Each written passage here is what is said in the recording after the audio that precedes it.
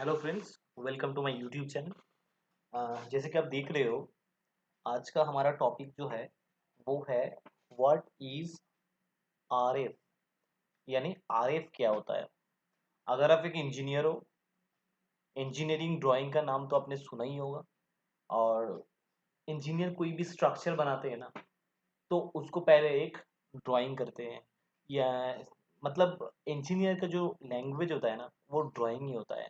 मतलब मान लो कि आप एक सिविल इंजीनियर हो, या तो आप एक मैकेनिकल इंजीनियर हो।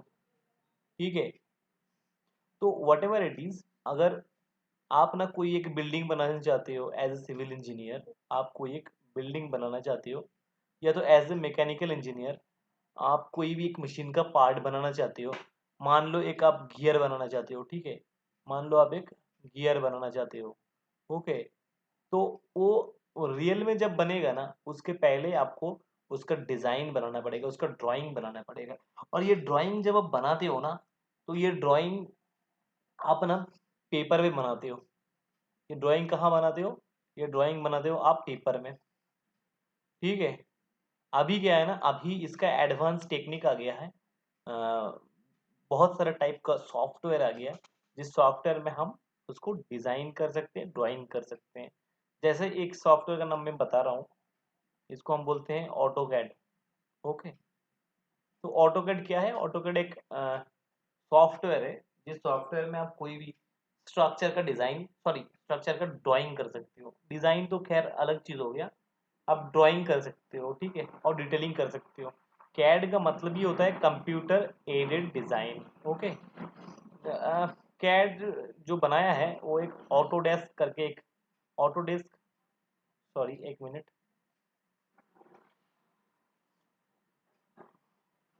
कैड जो बनाया है ना, वो ऑटोडेस्क करके एक बहुत बड़ा कंपनी है, उन्होंने बनाया है कैड को। ठीक है, तो कैड के थ्रू या तो कोई एक पेपर में हम कोई भी ऑब्जेक्ट को, जैसे वो सिविल इंजीनियरिंग रिलेटेड हो सकता है, मैकेनिकल इंजीनियरिंग रिलेटेड हो सकता है, और भी कोई दूसरा चीज़ का स्ट्रक्चर मतलब हो सकता है। तो उसको हम जब ड्राइंग करते हैं ना, तो हमको गाड़ी का बहुत ज़्यादा आवाज़ होता आता है। चलो, मैं वीडियो बना रहा हूँ, आसपास में गाड़ी का आवाज़ थोड़ा आ जा रहा है, कंप्रोमाइज़ कर लेना थोड़ा बहुत। अब क्या है, अब जब ये स्ट्रक्चर जब बना रहे हो ना, ड्राइंग कर रहे हो, तो वो स्ट्रक्चर ड्राइंग करने के टाइम आप ना एक्चुअल मान लो, जस्ट फॉर एग्जांपल अब मान लो ये जो बिल्डिंग है ना, ये बहुत बड़ी बिल्डिंग है। मान लो ये जो बिल्डिंग होने वाला है, बनने वाला है, बहुत बड़ी बिल्डिंग है। तो इसका मान लो आप एरिया हो जाएगा, मतलब इसका मैं इसका प्लान दिखा रहा हूँ। प्लान क्या होता है मैं आगे डिटेल में बताऊंगा। अभी आप जान लो कि इसका जो प्लान है उसका लेंथ हो जाएगा 10 मीटर, और इसका जो विड्थ हो जाएगा वो हो जाएगा 5 मीटर। ठीक है, तो 10 मीटर और 5 मीटर हम इसका एरिया निकालेंगे तो ये हो जाएगा 50 स्क्वायर मीटर, या तो आप मीटर स्क्वायर भी बोल सकते हो, एक ही बात है। ठीक है, तो इतना बड़ा तो हमारा ड्राइंग शीट होने वाला नहीं है। 50 स्क्वायर मीटर का तो हम ड्राइंग शीट ला नहीं सकते। ठीक है, ना ही हम इतना बड़ा एरिया ऑटोकैड में ले सकते हैं। खैर ये अलग बात है। ठीक है, तो हम इतना बड़ा सीट में तो हम ड्राइंग कर नहीं सकते। तो इतना बड़ा एक ऑब्जेक्ट को हम छोटा सा पेपर में रिप्रेजेंट कैसे करेंगे? ठीक है, तो ये कंसेप्ट जब आया है ना कि इतना बड़ा एक कोई भी स्ट्रक्चर को, इतना बड़ा कोई भी एक एरिया को हम छोटा सा, हमारा जो ड्राइंग शीट है ना, हमारा ड्राइंग शीट, हमारे ड्राइंग शीट में हम कैसे ड्राइंग करेंगे, उसको कैसे फिट बैठाएंगे इसके ऊपर, ये सवाल जब हमारे मन में आते हैं ना, तब हम एक कॉन्सेप्ट लाते हैं, वो है आरएफ। आरएफ मतलब, आरएफ का मतलब होता है representative fraction. Representative fraction, spelling check कर लेना, गलत भी हो सकता है, चेक कर लेना। ठीक है, अब हम बताएंगे कि आरएफ एक्चुअल में होता क्या है। आरएफ का कॉन्सेप्ट मैं आपको अभी बताने जा रहा हूँ। आरएफ का मतलब हम ऐसे लिखते हैं, आरएफ एक रेशियो है, एक रेशियो, एक अनुपात है, ठीक है। किस किस के बीच में? Dimension on drawing upon dimension on object, on object. इसका मतलब क्या हुआ? बहुत आसान लैंग्वेज में हम बताएंगे कि मान लो ये एक बिल्डिंग है, ठीक है, ये एक बिल्डिंग है। इस बिल्डिंग को हम एक शीट में ड्राइंग कर रहे हैं। ये बिल्डिंग क्या है? एक ऑब्जेक्ट है। इसका जो ओरिजिनल डायमेंशन होगा,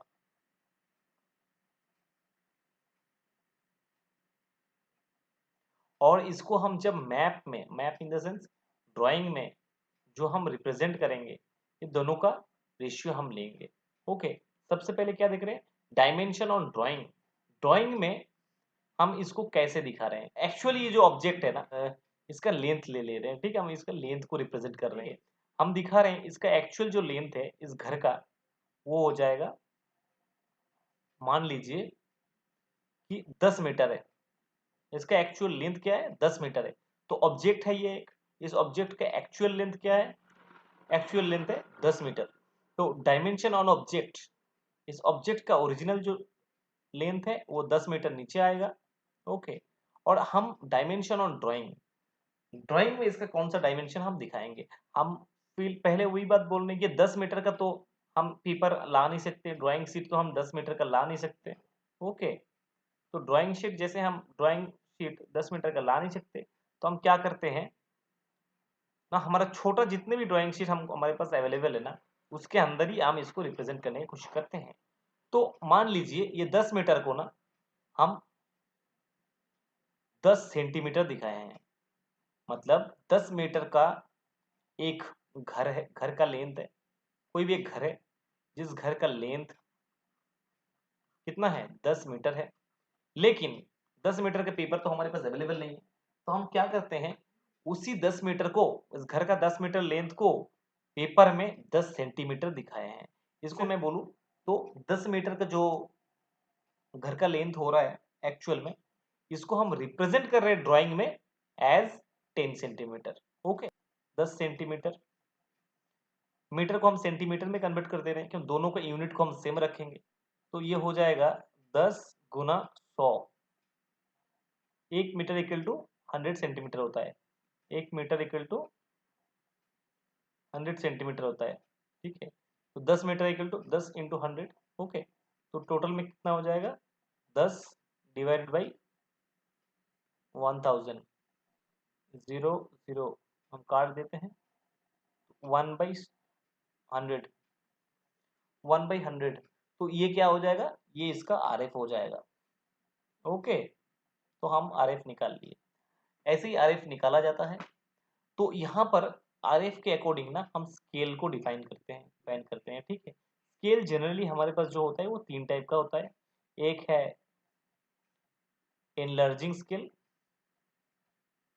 एनलार्जिंग स्केल, एक है फुल स्केल, और एक है रिड्यूस्ड स्केल। क्या क्या होता है हम अभी समझा रहे हैं। एनलार्जिंग स्केल, इसका मतलब एक्चुअल में ऑब्जेक्ट छोटा है, उसको एनलार्ज करके बड़ा करके हम ड्राइंग में रिप्रेजेंट कर रहे हैं, इसको एनलार्जिंग स्केल बोलेंगे, इस स्केल को, ठीक है। एक्चुअल में ऑब्जेक्ट जैसे है, जितना डायमेंशन का है, ड्राइंग में हम उसी को सेम डायमेंशन के हिसाब से हम उसको रिप्रेजेंट कर रहे हैं, ड्राइंग कर रहे हैं, तो उसको हम बोलेंगे फुल स्केल। ओके, और जब एक्चुअल में ऑब्जेक्ट बड़ा है, उसको हम छोटा करके रिप्रेजेंट कर रहे हैं, तो हम उसको बोलेंगे रिड्यूस्ड स्केल। मतलब स्केल के अकॉर्डिंग उसको हम रिड्यूस करेंगे। एक्चुअल में स्ट्रक्चर हमारा बड़ा होगा, ठीक है, लेकिन हम उसको छोटा करके पेपर में रिप्रेजेंट करेंगे। तो एग्जाम्पल के हिसाब से हम बोल सकते हैं एनर्जी स्केल हमारा कब जरूरत पड़ता है। मान लीजिए नट को पकड़ लीजिए, एक बोल्ट को पकड़ लीजिए, एक बोल्ट है, ठीक है, जो मैकेनिकल फास्टेनर है, ठीक है, और ये एक नट है। ओके, ये एक नट है। एक नट है और ये एक बोल्ट है। तो नट और बोल्ट जो होता है वो बहुत छोटा होता है, ठीक है। तो एनालिसिस के पर्पस में बोल सकते हैं या तो हम ड्राइंग के पर्पस में बोल सकते हैं, उसको हम थोड़ा बड़ा करके रिप्रेजेंट करेंगे। तो यहाँ पर हम क्या स्केल यूज करेंगे इसको ड्रॉ करने के समय? एनलार्जिंग स्केल, ठीक है। अब दूसरा एग्जांपल फुल स्केल। कोई भी एक ऐसा ऑब्जेक्ट है जो एक्चुअल में जैसा है सेम हम उसको पेपर में भी रिप्रेजेंट कर सकते हैं। एक्चुअल में जैसा है पेपर में भी हम उसको सेम रिप्रेजेंट कर सकते हैं। उस स्केल को हम बोलेंगे फुल स्केल, ठीक है। ये 1:1 के हिसाब से होता है, ठीक है, फुल स्केल। और रिड्यूस स्केल, जब कोई एक बड़ा स्ट्रक्चर है, मेनली ये सिविल इंजीनियरिंग में रिड्यूस स्केल यूज होता है। कोई भी एक बिल्डिंग है, बहुत बड़ा बिल्डिंग है, ठीक है, लेकिन इतना बड़ा बिल्डिंग के हिसाब से हमारे पास पेपर नहीं है, पेपर हमारा छोटा है। तो हम क्या करेंगे, बड़ा बिल्डिंग को छोटा पेज में रिप्रेजेंट करने के लिए स्केल को हम रिड्यूस करेंगे। तो इसको हम बोलेंगे रिड्यूस स्केल, ठीक है। यहाँ पर जो एग्जाम्पल आपको दिया था 1/1000, ये एक रिड्यूस्ड स्केल है। ये एक रिड्यूस्ड स्केल है। रिड्यूस क्यों? क्योंकि एक्चुअल में ऑब्जेक्ट बड़ा है, ऑब्जेक्ट का डायमेंशन एक्चुअल में 10 मीटर मतलब बड़ा है, और 10 सेंटीमीटर, 10 मीटर के सामने 10 सेंटीमीटर बहुत ही छोटा है। तो जब हम डायमेंशन को ड्राइंग में रिप्रेजेंट कर रहे हैं तो छोटा दिखा रहे हैं, और एक्चुअल में ऑब्जेक्ट जो है वो बहुत बड़ा है। तो ये स्केल हम बोलेंगे, इस स्केल को रिड्यूस स्केल, ठीक है। तो हम एक्चुअल में आरएफ समझाते समझाते आपको स्केल भी बता दिए। चलिए मैं थोड़ा स्केल को थोड़ा एग्जाम्पल के साथ और डिटेल में समझा रहा हूँ। थोड़ा डिलीट कर रहा हूँ।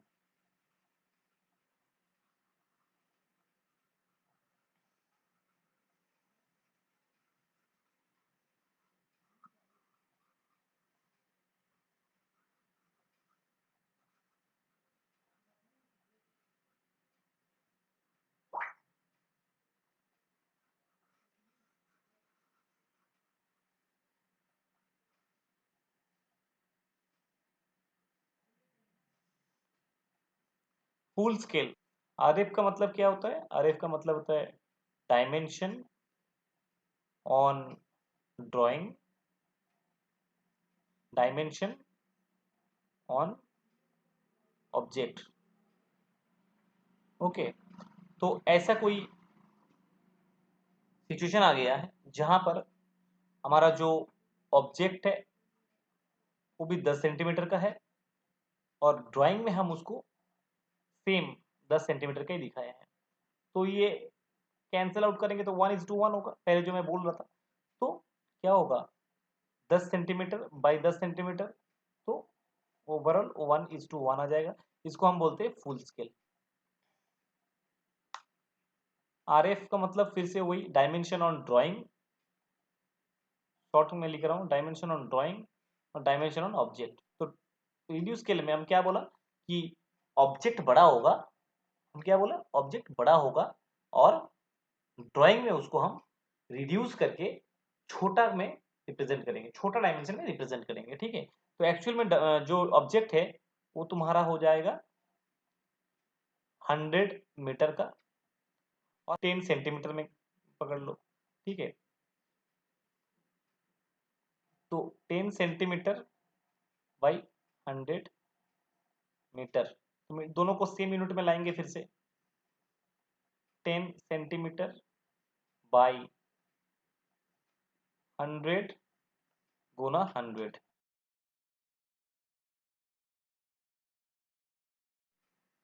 10,000। एक जीरो कैंसिल, एक जीरो कैंसिल, क्या हो जाएगा 1/1000, ठीक है। तो 1/1000 ये जो हो जाएगा, न्यूमिनेटर छोटा है और डिनोमिनेटर बड़ा है, तो ये हो जाएगा रिड्यूस स्केल, ओके। अब हम देखेंगे एनलार्जिंग स्केल। एनलार्जिंग स्केल में मैं पहले ही बोला हूं कि जो ऑब्जेक्ट होता है वो छोटा होता है। प्रैक्टिकली ऑब्जेक्ट जो होता है वो बहुत छोटा होता है। ऑब्जेक्ट क्या होता है, छोटा होता है, स्मॉल ऑब्जेक्ट होता है, ओके। उसको हम बड़ा करके, एनलार्ज करके रिप्रेजेंट कर रहे हैं, ओके। वही RF का formula, dimension on drawing, corresponding dimension on the object.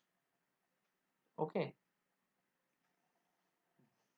तो ऑब्जेक्ट क्या होता है, छोटा होता है, तो हो गया, एक मिनट,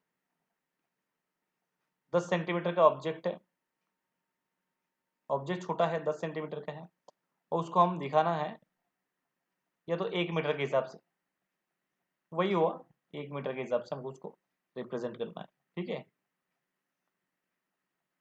ऑब्जेक्ट कितना है, ऑब्जेक्ट का डायमेंशन है 10 सेंटीमीटर, उसको हमको दिखाना है 1 मीटर के हिसाब से, मतलब ऑब्जेक्ट को हम क्या कर रहे हैं, बड़ा करके सबको दिखा रहे हैं, ठीक है। तो इस केस में ना, इस केस में क्या होगा, इस केस में इसको हम सिंप्लीफाई करके देखते हैं, मीटर को सेंटीमीटर में कन्वर्ट करते हैं, सॉरी, एक मिनट,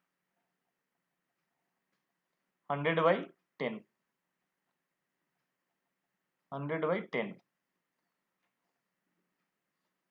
तो क्या हो जाएगा, 10/1। न्यूमिनेटर बड़ा है, न्यूमिनेटर बड़ा है और डिनोमिनेटर छोटा है, इस केस में हम इसको बोलेंगे एनलार्जिंग स्केल। आई थिंक आपको RF क्या है और स्केल क्या है समझ में आ गया, ठीक है। अगर कोई चीज का डाउट आपके मन में आ रहा है तो आप कमेंट सेक्शन में कमेंट करिए, आपका फुल कॉन्सेप्ट क्लियर किया जाएगा। ओके, आज के लिए इतना ही, मिलते हैं नेक्स्ट वीडियो में, धन्यवाद।